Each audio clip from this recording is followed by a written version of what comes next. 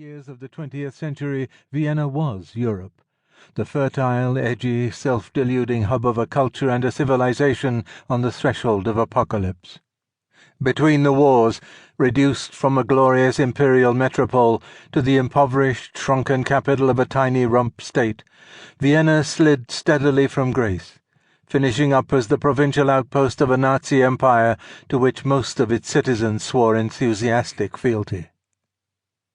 After Germany was defeated, Austria fell into the Western camp and was assigned the status of Hitler's first victim.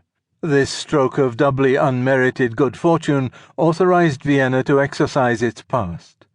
Its Nazi allegiance conveniently forgotten, the Austrian capital, a Western city surrounded by Soviet Eastern Europe, acquired a new identity as outrider and exemplar of the free world. To its former subjects, now trapped in Czechoslovakia, Poland, Hungary, Romania, and Yugoslavia, Vienna stood for Central Europe, an imagined community of cosmopolitan civility that Europeans had somehow mislaid in the course of the century.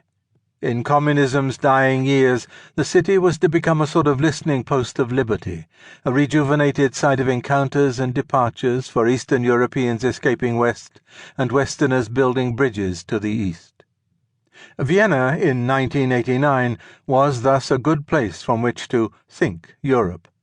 Austria embodied all the slightly self-satisfied attributes of post-war Western Europe. Capitalist prosperity underpinned by a richly endowed welfare state.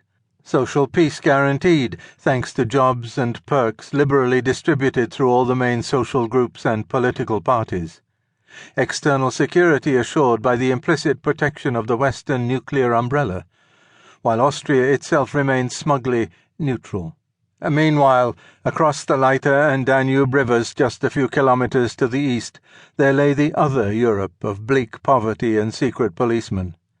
The distance separating the two was nicely encapsulated in the contrast between Vienna's thrusting, energetic Westbahnhof, whence businessmen and vacationers boarded sleek modern expresses for Munich or Zurich or Paris, and the city's grim, uninviting Südbahnhof, a shabby, dingy, faintly menacing hangout of penurious foreigners descending filthy old trains from Budapest or Belgrade. Just as the city's two principal railway stations involuntarily acknowledged the geographical schism of Europe, one facing optimistically, profitably west, the other negligently conceding Vienna's eastern vocation, so the very streets of the Austrian capital bore witness to the chasm of silence separating Europe's tranquil present from its discomforting past.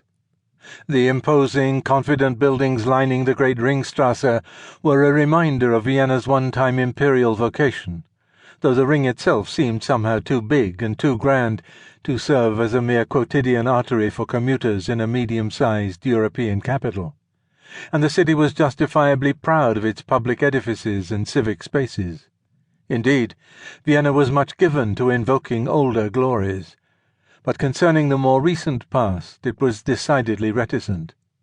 And of the Jews who had once occupied many of the inner city's buildings and who contributed decisively to the art, music, theatre, literature, journalism, and ideas that were Vienna in its heyday, the city was most reticent of all.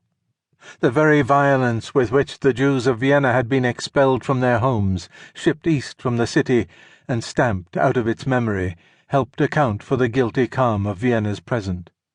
Post-war Vienna, like post-war Western Europe, was an imposing edifice resting atop an unspeakable past.